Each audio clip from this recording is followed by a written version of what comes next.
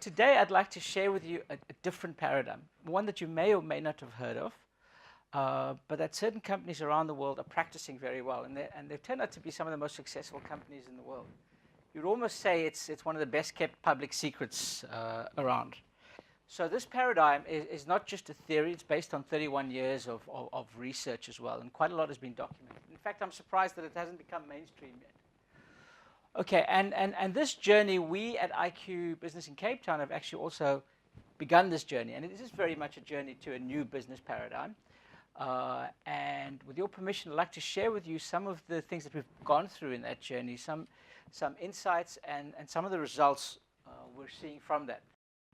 I think we should go from our vision to executing our strategy, because sometimes it just stays in a vision, via the value profit chain.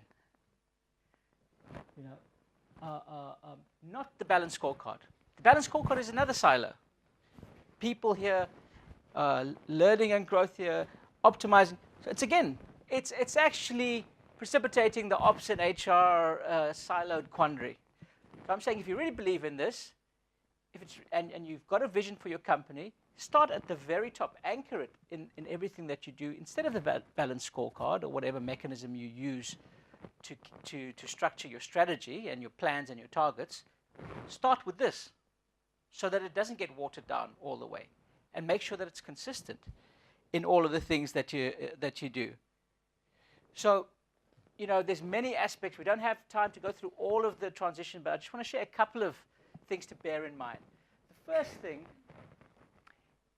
if you've dialed into, yes, we think that we should add value for all the stakeholders, then, well, the starting point is, if I want to add value, I need to understand what value is, right? Kind of obvious question. It's kind of an obvious first place to start. Understand value first. And here the warning is, if you don't know, ask. Don't assume that you know. Quite often we'll say, well, we want to add value for employees. Let's do this and this and this. I guarantee you, spend 2 hours with every single employee, and you'll see what a difference of needs they have, how employee value is truly defined differently for different people. So starting point, ask. Take the time to ask. Like you say about taking the time. It might be 2 hours. It'll be the best 2 hours you'll spend to sustain the future of really aligning and getting the best out of that person getting the best out of their lives as well.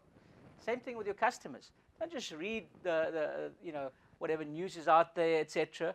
Dare to ask. I promise it will change your customer relationships.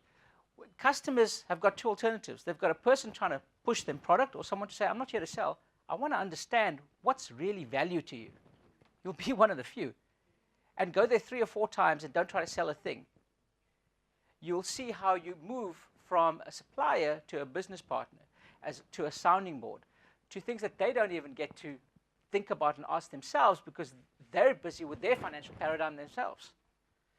So it's a journey that you actually also take together, and that's why it can be done in an iterative way. Start with the asking.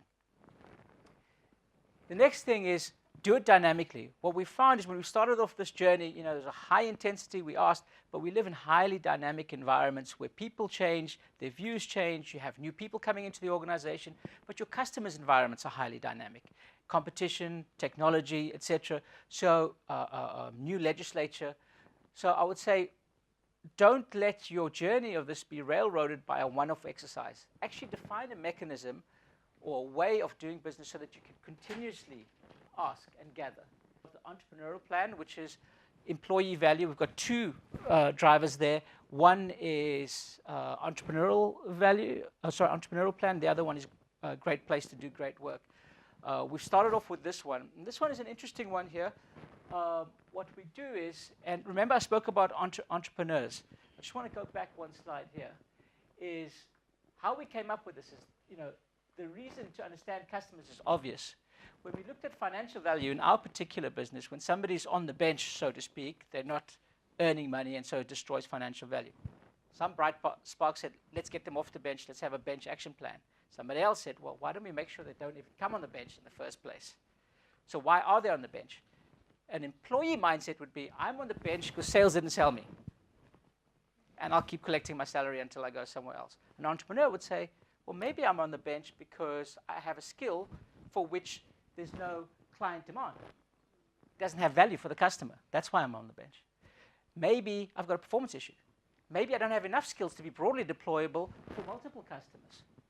So there's a lot of other reasons of why you could be on the bench. And that's where we came up with this idea of the entrepreneurial plan. And if you remember earlier, I was saying find a way of adding value in all the areas at the same time. The entrepreneurial plan does that. So to give you an idea here, what it does is it takes the passion and the skills, and it looks at the client, what's value to the client, and what is the demand coming out of that, and actually brings them together and looks at the overlap. So what's the overlap between these factors? Your passion, your skills, and the client need on an ongoing basis, because as we said, it's changing. And in those overlap areas, the question is, so where can I work on my passion and help the customer and bring financial value for the company that I work for? In the overlap areas, we ask them, what's the gap between where you are now and where you'd like to be, and so where you can add more value to you and more value to the customers. One thing I've got to make clear on this entrepreneurial plan, we do this much for people, we truly add value for them. In fact, because of the way we do it, because it's matched to the customer, we make them more employable in the marketplace. Huge danger. But we're gambling on the fact that if you're adding value to people, and if they're in an organization that adds value to them and is dedicated on an ongoing basis, why would they leave? And it's a chance we don't mind taking. Because like I was saying earlier about attracting and retaining staff, the one thing that was missing for me is attract, grow, retain. As long as we're growing people, people will come to us, and they've started. They started to come to us for less money because of this philosophy. And from there, quickly, out of the gap analysis is a roadmap. The roadmap has 4 key areas. What training they need. We pay for any training, because we know they've done this gap analysis, so we'll pay for it, because it's cheaper than if they're on the bench. What project exposure? Quite often people have dreams, but they keep it to themselves. If we know where they actually want to work, we can put them on those projects.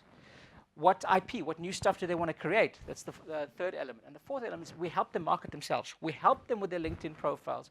We help them how to go about writing blogs and all of these things. We want them to add value to themselves. Become you Inc.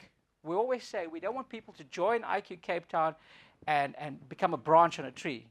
We want everyone to plant their trees side by side so that we grow a forest.